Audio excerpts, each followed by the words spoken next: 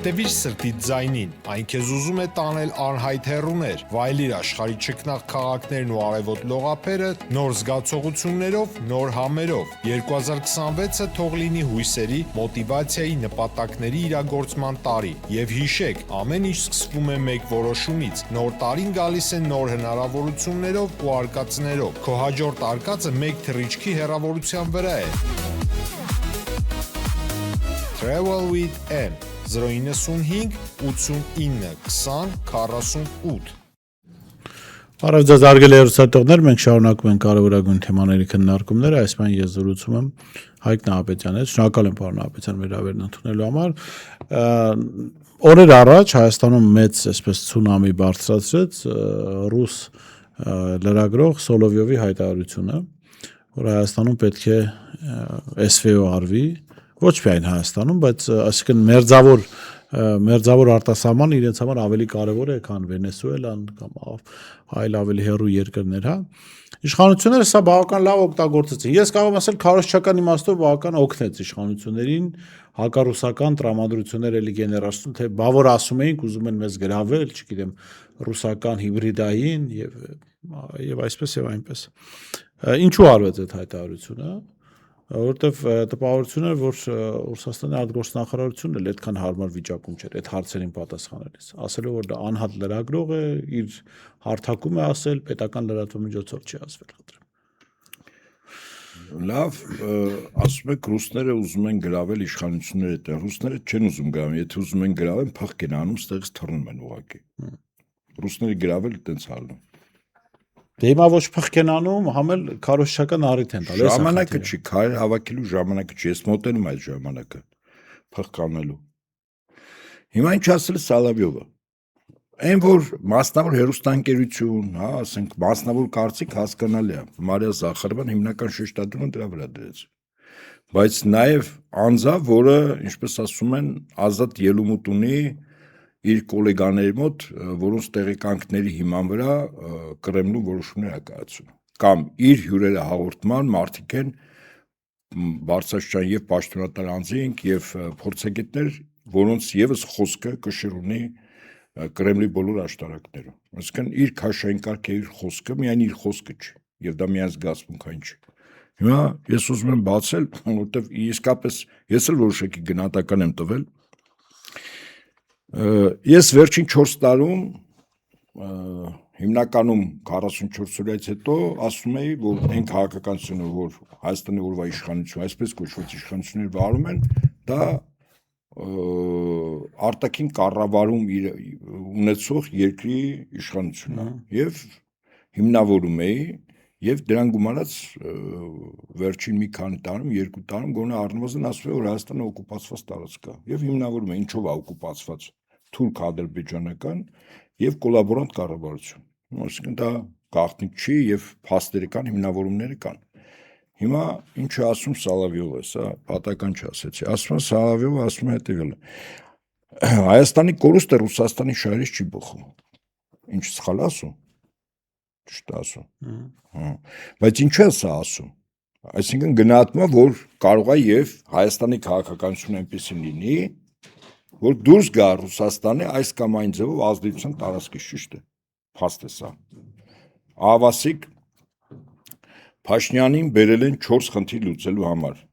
Արցախ, Միջանցք, Ռուսաստանի զինական ներկայությունը հանել եւ տնտեսության Ռուսաստանի ներկայությունը տարբեր ճյուղերում զրոյացնել եւ դնել Թուրքիայի տակ։ Ակնհայտ է, չէ՞։ Եթե սա մի քանի տարի առաջ ասում ենք, շատերի մոտ հարցականներ հիմա ասում է կամունիներն ասում են դա։ Եվ այսպես, ուրեմն գնահատում է, որ իսկապես կա վտանգ։ Եվ քանի որ հաջորդ նախադասությունը, ինչպես ասում են, հատուկ ռազմական գործողությունն է, եւ Ռուսաստանը պետք է հատուկ ռազմական գործողություն իրականացնի ոչ միայն Ուկրաինայում, այլ Ռուսաստանի ազդեցության գոտու տարածքներում։ Դեռ չի ավարտվել, միտքերս կասեմ։ Հիմա ինչու հատուկ ռազմական գործողություն։ Ռուսաստանը հատուկ ռազմական գործողություն Ուկրաինայում իրականացրեց երբ։ Ոչ թե 2014, 15, 16, երբ որ Դոնեցկ Լուգանսկի ազգությամբ ռուս եւ ռուսախոս ժողովրդին ուղղակի ոչնչացնում են 30,000 միայն ինքնաթիռներից ու զրահատեխնիկայից կրակոցներով, անպաշտպան ժողովուրդ, հետո ստիպված զինվեց, չէ՞։ Բայց հատուկ ռազմական գործողությունը սկսեց 2022-ի փետրվարի 26-ին։ Ինչու՞։ Որն էր պատճառը եւ այդ երկրի նախագահը երբ որ հիմնավորում էր ինչու է զորքերը մտցնում հատուկ ռազմական գործողության, հատուկ նշանակության զորքերը, որտեվ խախտվել է 97 թվականի ՆԱՏՕ-ի հետ կնքած պայմանագիրը եւ ՆԱՏՕ-ն եկել է Արևելյան Եվրոպայի երկրներում, այսինքն նախկին Վարշավայի պայմանագրի երկրներում, այդ թվում նաեւ զինատեսակները տեղադրել, որ ցանկացած բան այդ զինատեսակները հրթիռային կայանքներ, որոնք կարող են նաեւ միջուկային մարտագաղթիքներ կրել։ Սա առաջին պայմանն է եղել։ Հիմա եթե մենք ուշադրություն դարձնենք, Հայաստանի բանակը բերվում է ՆԱՏՕ-ի ստանդարտներին բոլոր առումներով, անխտիր։ Ուրեմն զենք, զինամթերք, ուրեմն ռազմատեխնիկական համագործակցություն առաջնորդի ՆԱՏՕ-ի անդամ երկրների, համազգեստ, ուրեմն զորքերի մարտավարություն, ռազմավարություն, մեթոդաբանություն, ներքին կառավարում։ Ինչու է բերվում Հայաստանի բանակը։ Ինչու է բերվում, նախնանք ինչու են փոխում, որտեվ մեր բանակները չեն օգնում բարեփոխվել, մենք ենք։ Լավ, կամ ասում են ռուսական մոդելը հնացած է։ Ով ասում է, դա ասողի գլուխն է հնացած եւ ուղեղի տեղը չգիտեմ ինչու է։ Այս ասողները հիմնականում գործակալներ են։ Դե հիմա այդ ասողները թողնային Ուկրաինայում ինչա տեղի ունենում։ Ուկրաինայում Ռուսաստանը կռվում է ցամաքի վրա, որպես հետևակ ուկրաինացիների հետ եւ ՆԱՏՕ-ի հետ։ ՆԱՏՕ-ի զենքն է, զինամթերքը, հրանգիչներն են եւ հատուկ նշանակության ստորաբաժանումների մարտիկներն են։ Տասնյակ հազարներով։ Այդ թվում նաեւ գեներալներ, որոնց մի մասը օրինակ գերեվարվել է, չէ՞։ Եվ հետեւաբար մտահոգությունը Սալավյովի եւ ոչ միայն իրեն, ինչու՞մ է, որ այստեղ ստեղծվում է մի վիճակ եւ ինչու է Ուկրաինայի հատուկ ռազմական գործողության հետ զուգահեռում։ Կարող էր Աֆղանստանի դեպքերի հետ զուգահեռել, հա, ասենք ամենին բանը հատուկ նշանակության ստորաբաժանումը մի երկու ժամում մտներ գրավել, ոչնչացնել եւ որտեվ ստեղծվում է հարվածային բռունցք այստեղ հարավային Կովկասում եւ որի մեջ մտնելու է Հայաստանը, որի մեջ մտնելու է Ադրբեջանը, մտնելու է Վրաստանը։ Նման պրոյեկտ 1918-ին բրիտանացիք էին անում Անդրկովկասյան սերմով, որ մետաքիր է պարոն Աբեջան, այդ պրոյեկտի մասին մի բաց թողում արեց նախկին ընդդիմադիր հիմա իշխանական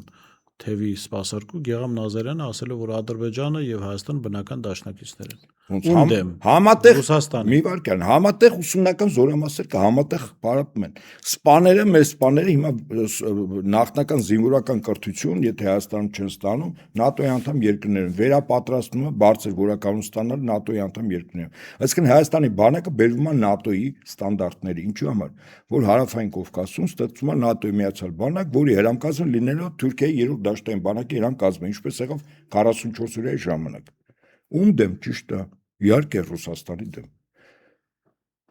Ուշադրություն դարձեք, ուկրաինական բանակը, որ ստեղծվում էր ՆԱՏՕ-ով մինչև 2022-ի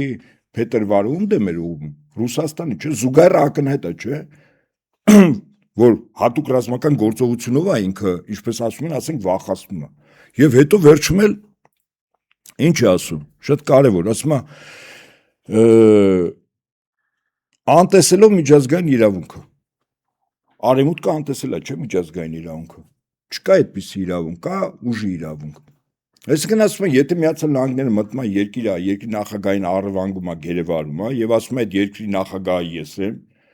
կամ ասում է մեկ ուրիշ երկրի տարածք անցած օրինակ Գրենլանդիան իմն է, Կանադան շուտով, հա, Վենեսուելան, Մեքսիկան, Կոլումբիան եւ այդպես շարունակ, ասում են իմն է։ Ինչպես Պանաման եւ այդպես շարունակ։ Այսինքն ասում են, եթե խաղի կանոնը փոխվել, մենք էլ ենք փոխած խաղի կանոն, թե մենք միշտ ձգտում ենք ՄԱԿ-ի հիմնադրած օրենքներով, կոնվենցիաներով, խաղի կանոններով եւ այդ խաղի կանոնների առանցքային կետը դա ազգերի ինքնորոշում չի, որը հաճախ եւ ոչ ճիշտ կերպով մեզ մոտ թափահարվում էր Արցախի հետ կապված։ Թիվ 1 առանցքայինը դա տարածքային ամբողջականության պահպանումն է եղել։ Բոլորի մնացած ամեն ինչ ածանցվում է։ Հիմա Միացյալ Նահանգները այդ տարածքային ամբողջականության սկզբունքը որը հիմնարար սկզբունք է պետությունների միջև հարաբերությունների, պատերազմների կանխելու։ Եթե մեկը տարածքային ամբողջականություն մյուսը խախտում է, արդեն միանգամից միջազգային իրավունքի, պատժամիջոցների եւ ճնշման ներքո չէ այդում։ Հիմա ԱՄՆ-ը խախտել է այդ խաղականը։ Ռուսները ասում են, որ եթե խախտել է, մենք էլ ենք խախտում։ Եթե մտնել է։ Հիմա ես օրինակ գնահատում եմ արդեն 4 տարի, որից վերջին 2-ը ասում Հայաստանը օկուպացված տարածք է, Հայաստանում կոլաբորանտ կառավարություն է։ Հիմա եթե վարչակազմի դեմ մի ուժ է գալիս, զինական, որ տապալի։ Օկուպացիոն ռեժիմը տապալուց հետո ինչ է ստացվում։ Դեօկուպացիա։ Կարծիքներ կային, այդ կարծիք վրա հենվելով ես ստատուս մի ասացված քիշեցի, ասում է ով որ ասում է անում է տղամարդ է, ով չի ասում անում է առյուծ է, ով ասում է չի անում ворցեշ է։ Հիմա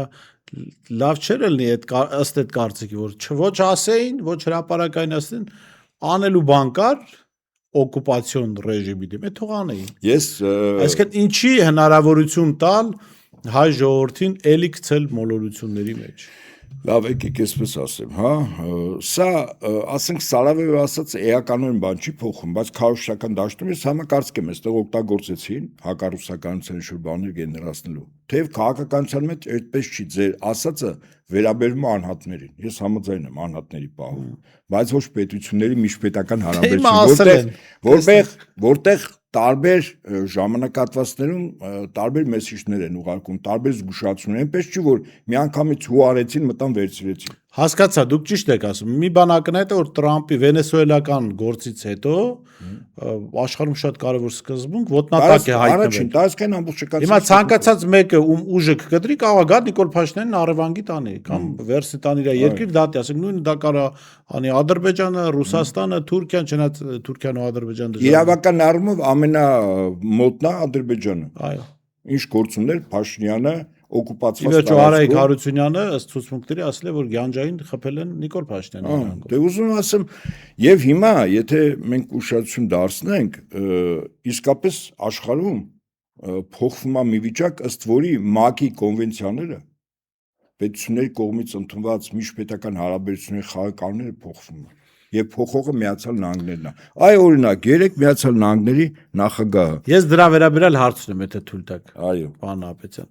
Սրանք Սոլովյովի ասացից հետո ոռնոցներ են դրել, որ մենք սուվերեն պետություն ենք, չգիտեմ, ու հեքիաթներ ինչ-որ տարբեր ձևի, հա, ինքնիշխանություն, բան։ Բայց Սոլովյովի ասացից շատ ավելի խիստ է Տրամպի ասածը, ով ասաց, որ հարավային Կովկասը Պուտինի տարածքն է։ Այո, բառաց։ Այսինքն դա ոնց որ դուք ունեք սեփական հողատարածք, այդ տենց վերաբերմունք կար։ Դե հիմա եթե սրանք այսքան ինքնիշխան են, պիտի Տրամպին պատասխանեն։ Մա ծղրտոց մի օր անցել է։ Չէ, անպայման պիտի ասենք Նիկոլ Փաշինյանը պիտի զանգի Տրամպին, ու ասի տեղը ճանաչի, մենք ինքնիշխան պետություն ենք։ Դու ո՞նց ես մեզ Պուտինի տարածք անվանում։ Բայց իդեպ ես համակարծք եմ Փաշինյան Նիկոլը կասի,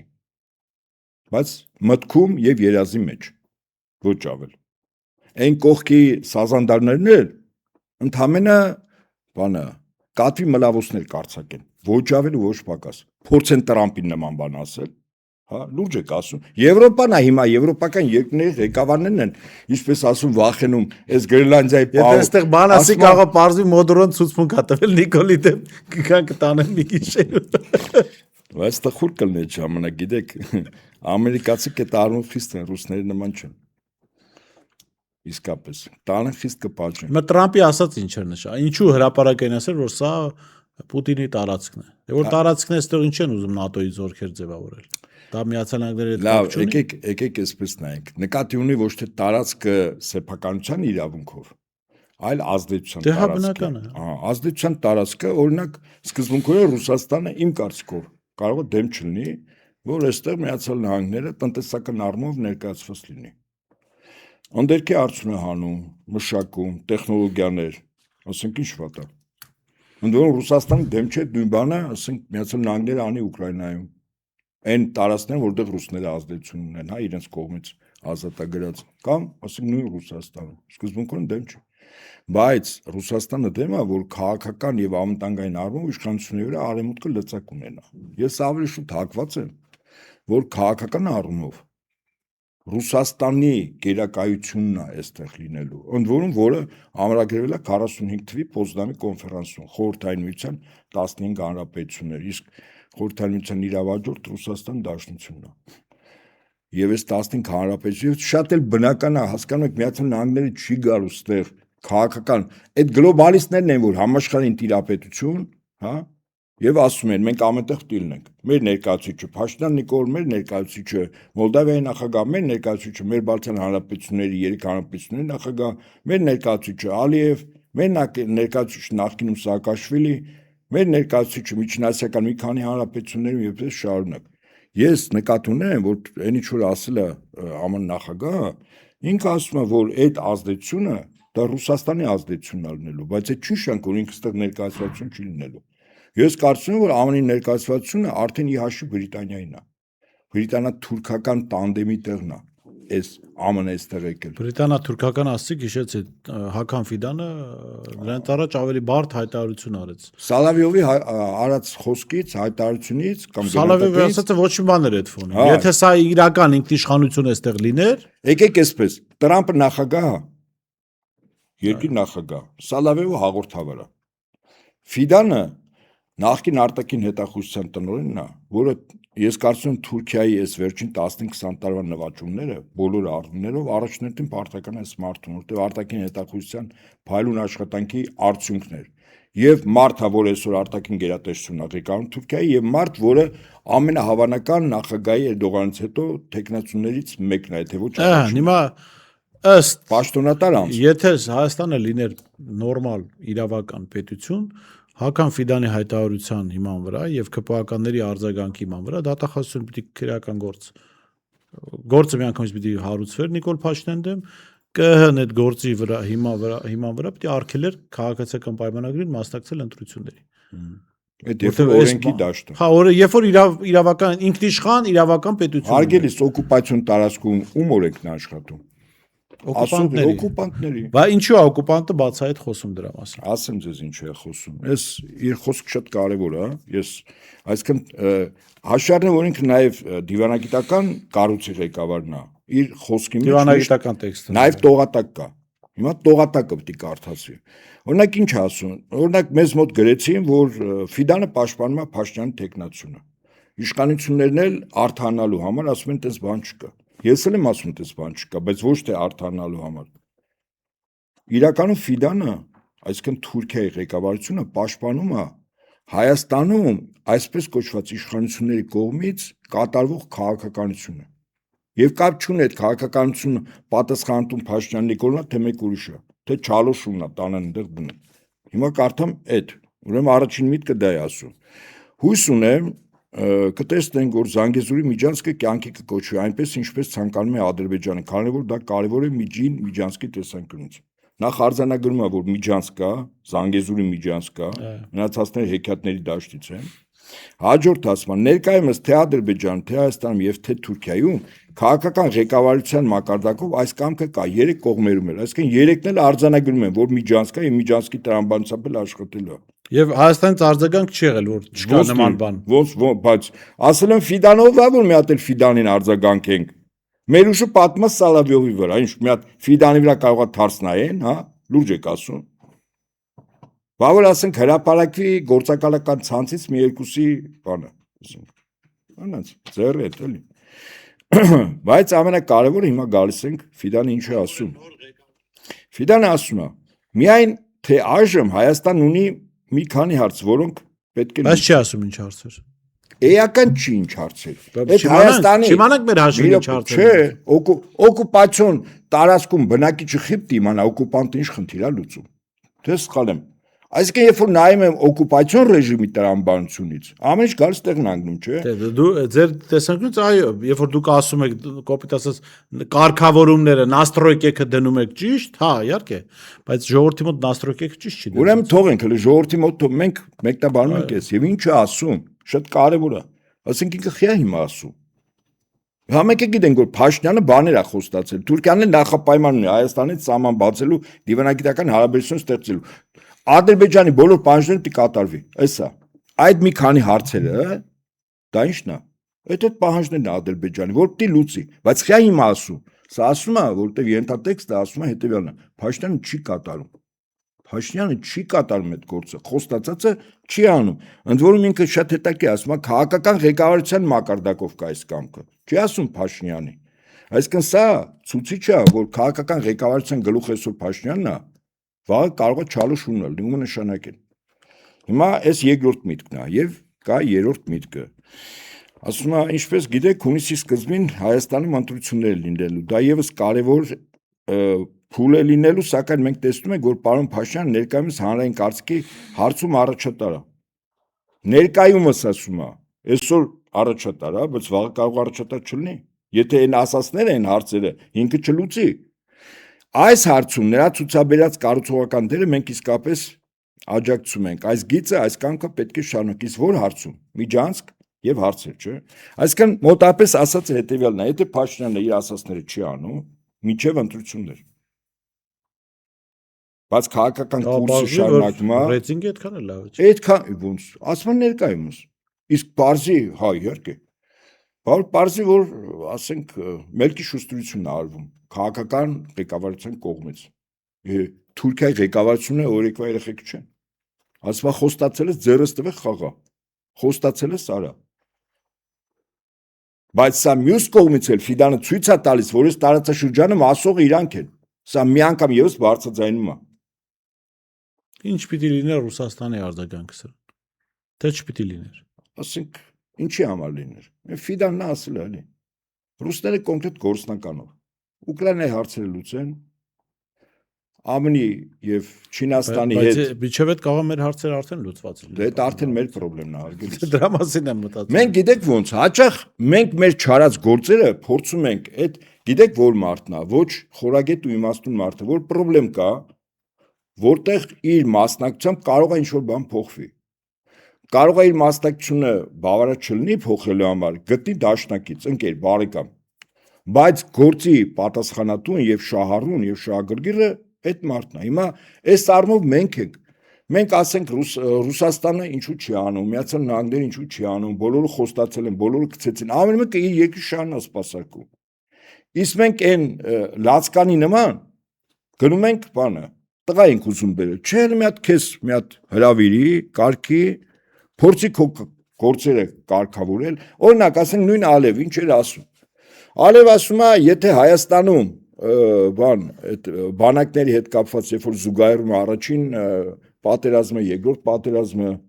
բայց հիմա էլ ասում են, եթե միտեղ սպառնալիք եղավ, ասում են մենք միանգամից միջամտելու ենք։ Իսկ հիմա բավար Ալիևը օրինակ ասենք քնի զարտեմ եկել ասի մեր հետախուզությունը զեկուցելա, որ Փաշինյանը ԿՊ-ի վարչությունով կառավարության շենքի նկուղային հարկերում միջուկային զենք է պատրաստում։ Հիմա այդ շենքը մենք պիտի վերացնենք կամ գրավենք։ Օրինակ։ Բա իհարկե մեր երկրի անվտանգությանը վտանգ է։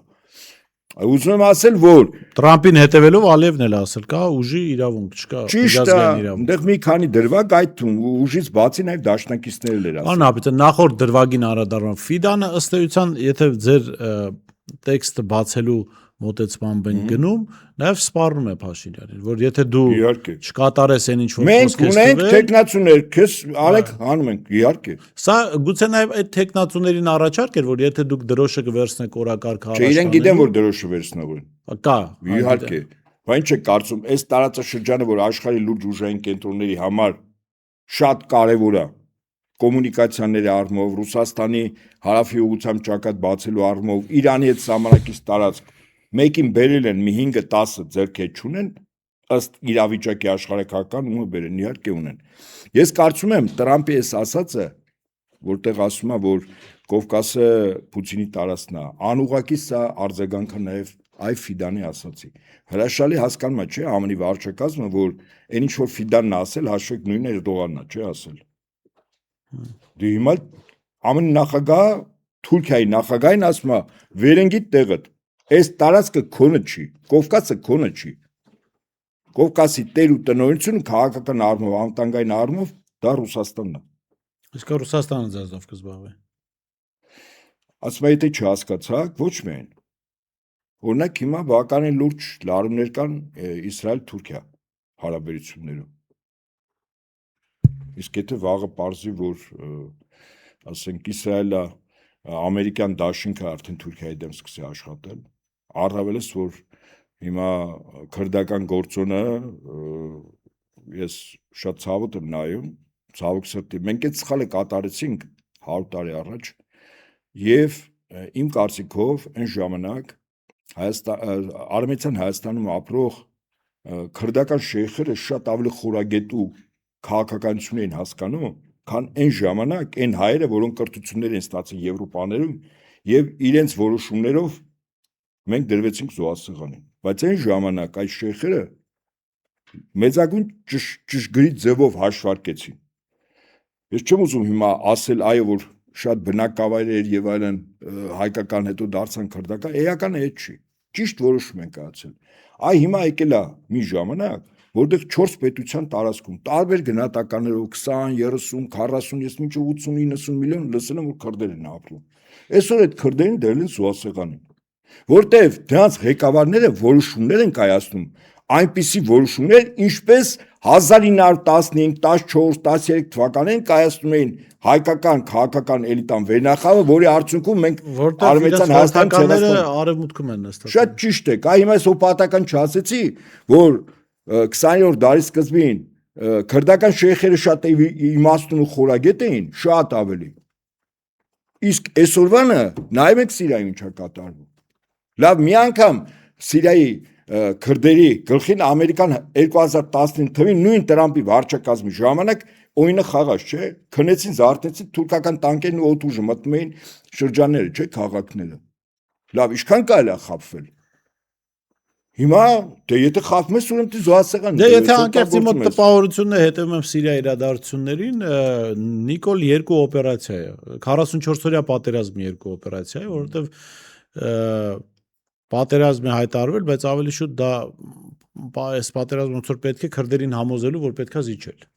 Հանձնում ես դու ասում ես։ Ասենք մնացել է մի շրջան, մի քանի Նայեք, հիմա նայ, երբ որ իսլամական պետությունը ԻԼԻՊ-ը կամ ԻԳԻԼ, հա, ռուսերեն, որ գրոհում էր Սիրիայի վրա այն ժամանակ Ասադի վարչակազմում, երկու ուժեր չէ դիմադրում, ռեալ։ Այդ կառավարական ուժերն են եւ քրդական ինքնապաշտպանական ջոկատները, կուսակցության անունով։ Փաստ է, չէ՞ սա։ Հայերը իհարկե օգնում են եւ նրանց եւ քրդերի հետ են, բայց ԻԳԻԼ-ի դեմ կռվող ուժը իրենք էին։ ԻԳԻԼ-ին ջարդեցին։ Հիմա ԻԳԻԼ-ի ներկայացուցիչը Սիրիայում նախագահ։ Բանավ քրդական ավտոնոմիայի ղեկավարը չի մտածում, որ պահը գալու է, որ այդ ԻԳԻԼ-ի վերնախավը փոխհատուցում է ուզելու կամ վրեժխնդիր է լինելու այն կորուստների համար, որտեղ իրենց առաջ խաղացումը կասեցեցին Ասադի պաշտոնե Ասադի վարչակազմը մի կողմից, բանակը մյուս կողմից քրդական ինքնապաշտպանական ուժերը իհարկե գալու է, բայց դրական բանը բանտերից ազատել են, չէ՞։ Ինչ է կարծում այդ ազատվածները հիմա ինչով են լեցում։ Սիրով մեծ։ Չէ, հիմա կադրեր կային քուրդ կանանց են Արևանգում, ասում ես, այլ մեզ փոխհատուցում իդեպ։ Դե հիմա ես ասում եմ, այսինքն գալու է իհարկե։ Հիմա նույն Խոսքը ընդ որում մի քանի տասնյակ հազարի մասին է։ Միայն մի ճամբարում մոտ 100,000 ԻԳԻԼ-ի անդամներ եւ նրանց ընտանիքի անդամներ էին ապրում։ Դուք պատկերացնում եք հիմա ինչա կատարելու Սիրիայում։ Ընդ որում ասեմ ձեզ, ես կարծում եմ նույն վիճակը շուտով սպասվելու է։ Ես գտնում եմ, որ իմ ժողովրդի ներկան ու ապագան ընդհանուր պայքարի դաշտում մեր ամենաթիվ 1 դաշնակիցը քրդերն են։ Այսի առանց սեթեվե թանքի, առանց զգացմունքային հարթության։ Բայց եւ պետությունը եւ հանրային դաշտը չի աշխատում այդ ուղղությամբ։ Ախր պետություն, հիմա նորից ասեմ, պետությունը շպրտեցինք մի կողմ, օկուպացիոն տարածք, քաղաքական միավորներ։ Հա, ինչ։ Քաղաքական միավոր։ Դե հիմա ես չեմ կարող իրան։ Ես գիտեմ, այնի շուտ ես գիտեմ։ Որտեւ այս առումով թիմ 1 դաշնակիցն ենք մենք։ Այսօր քրդական ջոկատների եւ Թուրքիայում եւ Իրաքում հայկական ջոկատներ եղել են հրամանատարներ, որոնք նաեւ քրդերի հետ ուսուսի տված կռվել են, զոհեր կա, հիշատակումներ կա, Իդեպ հիմա էլ հասակեի շրջանում հայկական ջոկատ կա եւ երեք է տեսանյութ։ Այսինքն բնական դաշնակից այսօր ընդհանուր թշնամու դեմ որպես Պարիս որպես պատ պետք է կանգնի հայն ու քուրդը։ Հիմա սա ինչ համար եմ ասում։ Օրինակ Իրաքում Բարզանի կառավարությունը նավթի բիզնեսի վրա է, չէ՞ նստած։ Մոսուլ, Կիրկուկ, Իրաքի ամենանավթառած շրջաններն է, չէ, նաև քրդաբնակ շրջանները։ Իհա ասենք այդտեղ Թուրքիայի հետ փող աշխատեցիր, հետո ինչա մտածում եմ, որ Թուրքիան այդ տարածքները չի ուզելու Իրանով անել, Օսմանյան կայսրության նախկին մասը է, անելու է, չէ։ Մեր հարևան Իրանը, այո, մեր դաշնակիցն է։ Բայց ասենք Իրանում էլ կան, չէ, քրդական գործոն լուրջ գործոն է։ 4 ազգային փոքրամասնություններից մեկ քրդերն են, չէ։ Եվ հիմա ասենց մոտիվացված ժողովուրդ, ռազմաշունչ, պատրաստական, երկսեր կրված եւ կրվող, մարզված, այսինքն լուրջ ուժ է, բայց ցավոք սրտի այդ լուրջ ուժը, ինչպես նախկինում մենք ենք եղել, օգտագործվել են այլ պետությունների ձեռքին որպես գործիք։ Հետո վերջում տալ են զոհաբերության։ Հիմա նույնը բանի հետ է, քրդերի հետ է կատարվում։ Հիմա լավ գանք Հայաստան, պարոն Ապետյան, վերջին հարցը, բոլորը խոսում են ընտրություններից, պատրաստվում են ընտրական գործընթացների, դուք ինչ հնարավորություն եք տեսնում ընդդիմության համար ընտրություններով։ Ես կարծում եմ, որ ընդդիմությունը, թեև իմ գնահատականները ես գիտեմ եւ ասել եմ, օկուպացիոն ռեժիմը սովորաբար ընտրություններով չի փոխվում։ Ընտրությունը միջոց է կոնսոլիդացնելու, կեցված դրսևորելու եւ նախընտրական եւ հետընտրական շրջանում իշխանություն ստիպելու, հրաժարական տալ ստիպելու։ Ես կարծում եմ, որ ընդդիմությունը մի խնդիր կլուծի։ Մարդկանց, նրանք ովքեր որ տունը նստած են, չեն գնալու ընտրատեղամաս, մարդիկ, որոնք մտածում են այս վտանգնել մեր շենքի մոտով, մեր բնականի մոտով կանցնի, չի անցնելու, ամեն մեկի դուռը բախելու։ Թիվ 1 խնդիրը քարոզչական ալնելու եւ այդ քարոզչականի արդյունքում ընտրությունների մասնակցությունը 60-70-80% վստահաբար եմ ասում, Փաշինյանը այդ արդյունքները չնայելով ուղղակի ինքնաթիռ նստելու։ Այն կողքինները թող իրանք մտածեն։ Բայց առավելագույն մարդկանց տներից հան, որտեղ ինքը իշխանություն ունի իր վարչական ռեսուրսը, իր կեղծիքների չափը, դրսից եկած միգրանտները, հա, Հայաստանից դուրս եկած Հայաստանի քաղաքացիները, որոնք ցուցակներով մեկ էլ բաժնումա, որ նույնիսկ մահացած մարդիկ են ընտրել, այսպիսի մի դեպք Վաղաշապատի համայնքի ընտրությունում եղավ։ Կինը գալիս է, ասում է, իմ 2 տղաները ես եւ ամուսինս արդեն ընտրել ենք, զարմանում է։ Ասում ամուսինս մահացած է քանի տարի, տղաներս Ռուսաստանում են, ես նոր եմ եկել, բայց արդեն ընտրել են։ Բազեմ ասում։ Կեղծիքները արվելու է այդտեղ դրա դեմը առնել սկզբունքորեն որոշակի առում կարող են քչացնել, բայց ասում ընդդիմությունը մի խնդիր ունի մարդկանց տներից հանել, որտեվ այսօր Փաշինյան Նիկոլը ունի ամենաբարձր ի ուրախություն մեզ, ի դժբախտություն իր ամենաբարձր հակառեյտինգը։ Դուք հասկանում եք, այդ մարդիկ կեցված դրսևորում են, ուղղակի գնան ընտրատեղանից։ Այդքան բան, ուրիշ բան պետք չի։ Ուրիշ բան պետք չի, կապ չունի, որ քաղաքական ուժին են իրենք տալու։ Էական չի։ Գնացին ընտրատեղամաս, այդ մարդը արդեն պահանջատեր է իր ձայնի պաշտպանության։ Իսկ եթե զանգվածը մեծ է եւ տոկոսը բարձր է 70-80%, դուք հասկանում եք Հայաստանում ինչ է կատարվել։ Եվ հետաբար իմ նաեւ հորդորը ընդդիմությանը առավելագույն մարդկանց հանել ընտրատեղամասեր։ Շատ լավ, շնորհակալ եմ, պարոն Ապետյան, շատ հետաքրքիր զրույցի համար։ Ես շեշտեմ զրուցում էի Հայկ Նահապետյանի հետ, տեսություն կհանդիպենք։